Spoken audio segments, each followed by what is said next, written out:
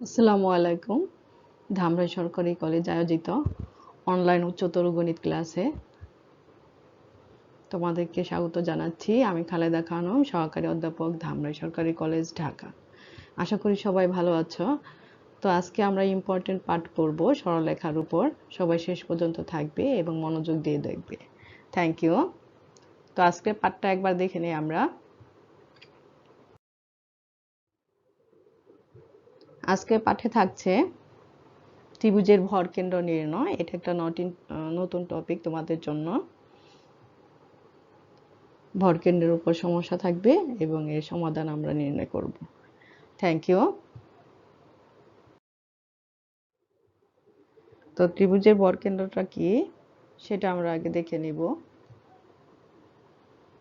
তো এই ফিগার থেকে তোমরা দেখতে পাচ্ছ এটা একটা ত্রিভুজ, এবিসি ত্রিভুজ। এর তিনটা শীর্ষবিন্দু আছে, ax1 y1, bx2 y2 এবং cx3 y3, এবং এর ভরকেন্দ্র হলো g। তো g এর স্থানাঙ্ক কি হবে সেটা আমরা বের করব। তো একটি ত্রিভুজের শীর্ষবিন্দুর স্থানাঙ্ক যথাক্রমে ax1 y1, bx2 y2, cx3 y3 এবং এদের ভরকেন্দ্র g। তাহলে এবিসি ত্রিভুজের ভরকেন্দ্র g এর স্থানাঙ্ক, g এর স্থানাঙ্কটা কি হবে, যে x এর স্থানাঙ্ক যেগুলি আসবে, যে ভুজ যে তিনটা x1 x2 x3, ভুজ তিনটাকে যোগ করে আমরা 3 দিয়ে ভাগ করব। একইভাবে আমাদের y স্থানাঙ্ক বের করার জন্য আমাদের যে কুটি আছে তিনটা, y1 plus y2 plus y3 divided by 3। তাহলে ভরকেন্দ্রটা কি হবে, ভুজ তিনটার যোগফল বাই 3 এবং কুটি তিনটার যোগফল বাই 3। তো সবাই ক্লিয়ার? ভরকেন্দ্র x1 plus x2 plus x3 by 3, y1 y plus y2 plus y3 by 3। তো এই টপিকের উপর আমরা আজকে প্রবলেম দেখব। তো প্রথমে একটা প্রবলেম আমরা দেখে নেই। তো যে প্রবলেমটা দেওয়া আছে এটা ভরকেন্দ্র বিষয়ক না, এর আগে যে থিওরিটা দেখিয়েছি মধ্যবিন্দু নির্ণয়, তার উপরে প্রবলেমটা, প্রথম প্রবলেম যেটা এখন করব আমরা। কোন সামান্তরিকের একটি কর্ণের প্রান্তবিন্দু দ্বয়ের স্থানাঙ্ক 3 - 4 ও -6 - 5, এর তৃতীয় শীর্ষবিন্দু -2 - 1 হলে চতুর্থ শীর্ষবিন্দুর স্থানাঙ্ক নির্ণয় করো। তাহলে একটা সামান্তরিকের কয়টা কর্ণ থাকে? দুইটা কর্ণ। তো একটা কর্ণের দুইটা প্রান্তবিন্দুর স্থানাঙ্ক দেওয়া আছে 3 - 4 -6 - 5, আর আরেকটা কর্ণে শুধু একটা প্রান্তের স্থানাঙ্ক দেওয়া আছে -2 - 1। অপর যে প্রান্তটা, অপর প্রান্তের শীর্ষবিন্দুর স্থানাঙ্কটা আমরা বের করব। এখানে প্রথম প্রান্ত যেটা দেওয়া আছে তৃতীয় শীর্ষবিন্দু -2 - 1, আর চতুর্থ শীর্ষবিন্দু যেটা আমরা বের করব সেটা হবে ওই কর্ণের অপর প্রান্ত বিন্দু। তাহলে আমরা দেখে নিই কিভাবে করব। তো আমরা ফিগারটা আগে দেখব, ফিগারটা আসলে কি হবে। তো আমাদের ডাটার সাথে মিল রেখে একটা সামান্তরিক তৈরি করব। এখানে যে স্থানাঙ্কটা দেওয়া আছে তিনটা, তার উপর ভিত্তি করে। তো এখানে প্রথম স্থানাঙ্ক 3 - 4, এটা তোমাকে কোঅর্ডিনেট দেখে x এর সামনে যে মানটা থাকবে ধনাত্মক বা ঋণাত্মক, এবং y এর সামনে যে ধনাত্মক বা ঋণাত্মক মানটা থাকবে তার উপর ভিত্তি করে তোমাকে কোঅর্ডিনেট নির্বাচন করতে হবে। তাহলে 3 - 4 কোন কোঅর্ডিনেটে পড়বে? এটা হচ্ছে x টা ধনাত্মক, y টা ঋণাত্মক। তো এটা পড়বে হচ্ছে থার্ড কোঅর্ডিনেটে, এখানে x ধনাত্মক, y টা হলো ঋণাত্মক। থার্ড কোঅর্ডিনেটে 3 - 4। এরপরে -6 - 5 কোন কোঅর্ডিনেটে পড়বে? সেকেন্ড কোঅর্ডিনেটে, এখানে x টা হলো ঋণাত্মক, y টা ধনাত্মক। একইভাবে -2 - 1 টা পড়বে হচ্ছে থার্ড কোয়াড্রেন্টে, যেখানে দুইটাই ঋণাত্মক, -2 - 1। তো এটা তোমার আনুমানিক, কিন্তু খুব কাছাকাছি ফিগারটা আসবে তোমার। হাত দিয়ে করলেও এই বিন্দুগুলো তুমি বসিয়ে নিবা, পেন্সিল দিয়ে করবে সাদা কাগজে। আর চতুর্থ শীর্ষবিন্দু যেটা, এটা আমরা ধরে নিয়েছি এই সামান্তরিকের উপর বেস করে। তো এটা আমরা ধরে নিয়েছি হলো dxy, যেটার মান আমরা বের করব। তো আমরা কাজ শুরু করি। তো প্রথমত যে কাজগুলো আমরা করেছি সেগুলি আমরা বর্ণনা করে নেব। মনে করি 3 - 4 -6 5 ও -2 - 1 বিন্দুগুলি যথাক্রমে a c এবং b, যেগুলো আমি তোমাদেরকে দেখালাম। এটা হলো a বিন্দু, বি বিন্দু দেওয়া হলো -2 -1 এবং সি হলো -6 -5। যেহেতু এই দুইটা একটি কর্ণের প্রান্তবিন্দু, তাহলে এই দুইটা একই লাইনে থাকবে। সামান্তরিকের চতুর্থ শীর্ষবিন্দুর স্থানাঙ্ক xy। তো চতুর্থ শীর্ষবিন্দুটা ধরে নিলাম হচ্ছে xy। এখন এসি কর্ণের মধ্যবিন্দু এবং বিডি কর্ণের মধ্যবিন্দু একই বিন্দু হবে। তো এসি কর্ণের মধ্যবিন্দু যেটা হবে এবং বিডি কর্ণের মধ্যবিন্দুটা একই হবে, তাহলে আমরা দুইটা কর্ণেরই প্রথমে ভুজ বের করব, তারপরে কুটি বের করব। তাহলে ভুজটা কি হবে, ভুজটা তাহলে কর্ণের মধ্যবিন্দু থেকে আমরা ভুজ বের করব। এই কর্ণ যেটা, এটার মধ্যবিন্দুর স্থানাঙ্কটা কত হবে, এসি কর্ণের মধ্যবিন্দুর স্থানাঙ্ক কত হবে এবং বিডি কর্ণের মধ্যবিন্দুর স্থানাঙ্ক কত হবে। তাহলে প্রথমে আমরা x এর জন্য দেখব এটা কি হবে, x1 + x2 / 2, যেটা এটা হলো 3, এটা প্লাস হবে আমাদের সূত্র অনুযায়ী, আর এখানে মাইনাস আছে সেজন্য মাইনাস হবে। 3 - 6 / 2 আর ইকুয়াল টু হবে এই কর্ণের যে x এর স্থানাঙ্কটা পাবো, সেটা x এর যে মানটা পাবো, যে ভুজটা আসবে। তাহলে এখানে হবে x - 2/2। এটা আগে লিখতে পারো, এটাও আগে লিখতে পারো।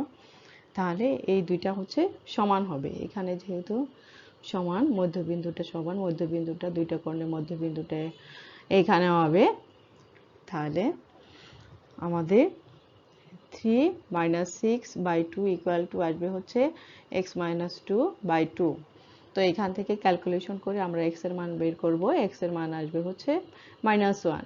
ঠিক একইভাবে এই কর্ণের মধ্যবিন্দুর যে y এর মান যেটা আসবে বা কুটি যেটা আসবে, সেটার মান বের করব। y এর মানটা কি আসবে, এটা হবে -4 + 5 +5, যেহেতু 5টা তুমি আগে বসাতে পারো, সমস্যা নেই। তাহলে এখানে দেওয়া হয়েছে 5 - 4, এখানে হচ্ছে -4টা পরে দেওয়া হয়েছে। তাহলে মধ্যবিন্দুটা আমরা কিভাবে বের করি, এটা হবে y1 + y2 / 2।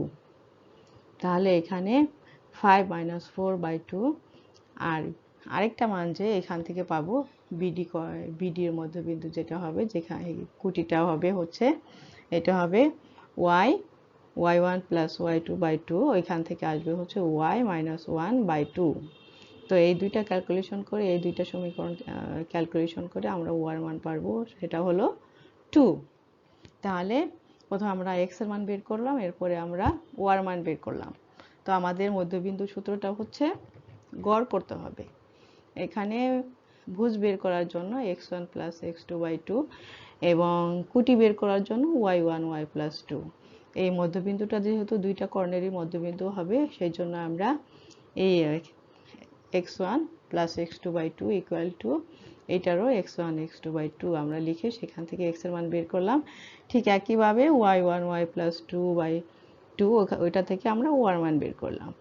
তাহলে আমাদের x এর মানও বের হয়ে আসছে, x এর মান হচ্ছে -1, y এর মান হচ্ছে 2। তাহলে চতুর্থ শীর্ষবিন্দুর স্থানাঙ্ক হবে -1 2। তাহলে d এর জায়গায় কি আসবে, -1 2। তো তোমার x ও y এর মান যখন বের করবে, তখনও তুমি খেয়াল করে দেখবে যে এটা কোঅর্ডিনেট ঠিক আছে কিনা।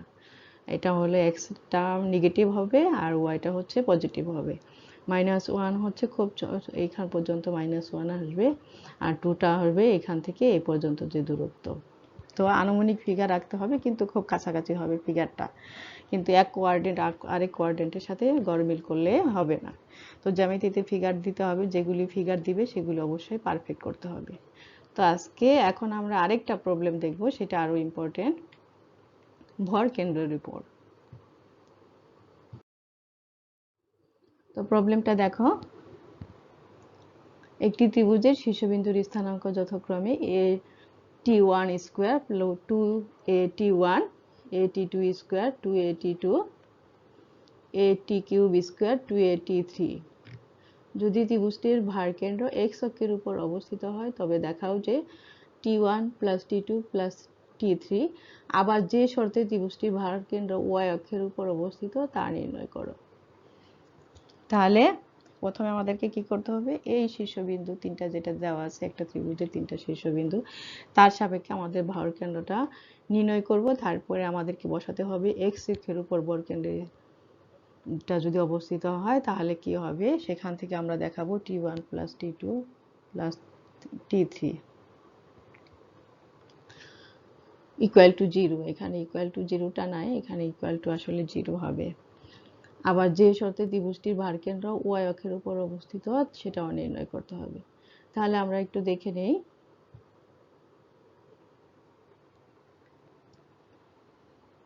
ত্রিভুজের ভারকেন্দ্রের স্থানাঙ্ক আমরা যেটা জানি আগে যে আমরা বের করলাম x1 plus x2 plus x3 by 3, ওই কাজটা আমরা এখানে করব। x1 এর জায়গায় হলো at1 স্কোয়ার, x2 এর জায়গায় হলো at2 স্কোয়ার এবং x3 এর জায়গায় হলো at3 স্কোয়ার, সবগুলি প্লাস দিব, এরপরে 3 দিয়ে ভাগ করব। ঠিক একইভাবে y এর স্থানাঙ্কর জন্য আমরা যোগ করব হচ্ছে 2at1 plus 2at2 plus 2at3 by 3।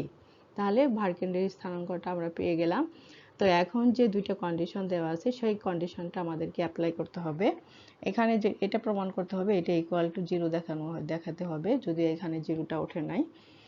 তো আমরা ওই শর্তটা অ্যাপ্লাই করব। x এর উপর অবস্থিত হলে কি হবে, ত্রিভুজটির ভারকেন্দ্র x এর অক্ষের উপর অবস্থিত হলে কি হবে, তার কুটি সমান কি হবে, কুটি ইকুয়াল টু 0, সেটা আমরা বসাবো। তাহলে এই ভারকেন্দ্রের স্থানাঙ্ক কুটিটা কি, কুটিটা হলো 2at1 plus 2at2 plus 2a33 by 3। তো এটা ইকুয়াল টু আমরা 0 বসাবো। 0 বসালে এখানে কি আসবে, 2a/3টাকে আমরা কমন নিব। এখানে থাকবে হচ্ছে t1 plus t2 plus t3 equal to 0। এখান থেকে আমরা 2a/3 ধ্রুবকটা 0 সাথে গুণ করে দিব এপাশে এসে। তো এখান থেকে থাকবে t1 plus t2 plus t3 equal to 0। তাহলে আমাদের প্রুফটা হয়ে গেল। আসলে এটা প্রমাণ করতে বলছে, এখানে ইকুয়াল টু 0টা আসে নাই, ওইটা 0টা দিয়ে নেবে। এরপরে যেটা দেখাইতে বলছে যে ভারকেন্দ্র যদি y অক্ষের উপর অবস্থিত হয় তাহলে কি হবে। তো ভারকেন্দ্র যেহেতু ঠিক আগের মতোই করবে, y অক্ষের উপর অবস্থিত হলে ওই বিন্দুর ভুজ ইকুয়াল টু 0 হবে, মানে x এর মান যেটা সেটা ইকুয়াল টু 0 হবে। তাহলে x এর মানটা কি ছিল, at1 square plus at2 square plus at3 square by 3, এটা ইকুয়াল টু 0। এখান থেকে আমরা a/3 কমন দিব, থাকবে হচ্ছে ব্র্যাকেটের ভিতর t1 square plus t2 square plus t3 square equal to 0। তো এখানে a/3 দিয়ে আমরা কি করব, উভয় পাশে ভাগ করে দিব। আমরা ভাগ করে দিলে এখানে থাকবে এটা 0-র সাথে হয়ে 0 হয়ে যাবে, উল্টিয়ে দিলে এখানে গুণ করলেও এটা 0 হয়ে যাবে। উল্টিয়ে যদি আমরা এই পাশে নিয়ে আসি 0 × 3/a তাহলেও 0 হয়ে যাবে। এখানে থাকবে t1 square plus t2 square plus t3 square equal to 0। তাহলে ভারকেন্দ্র x অক্ষের উপর অবস্থিত হলে হবে t1 plus t2 plus t3 equal to 0, এবং ভারকেন্দ্র যদি y অক্ষের উপর অবস্থিত হয় তাহলে হবে t1 square plus t2 square plus t3 square equal to 0। তো সবাই নিশ্চয়ই বুঝতে পারছো। এরপরে আমরা দুইটা ইম্পর্টেন্ট প্রবলেম দেব তোমাদেরকে বাড়ির কাজ করার জন্য।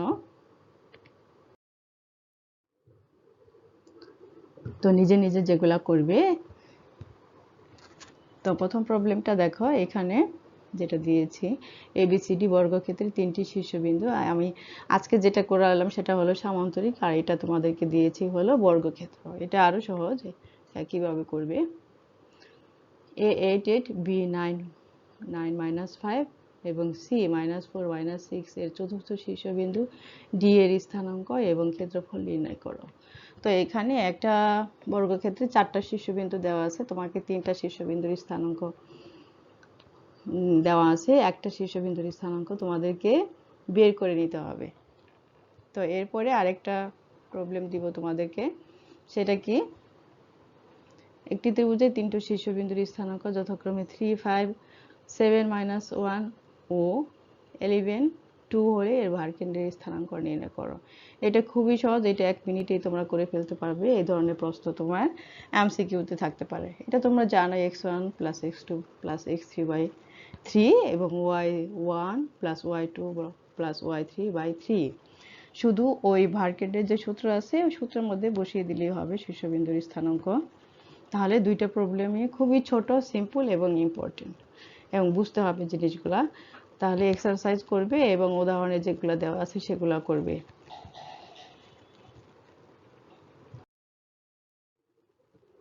তো সবাই ভালো থাকবে, লকডাউনে সবাই ঘরে থাকবে, স্বাস্থ্যবিধি মেনে চলবে। আল্লাহ হাফেজ।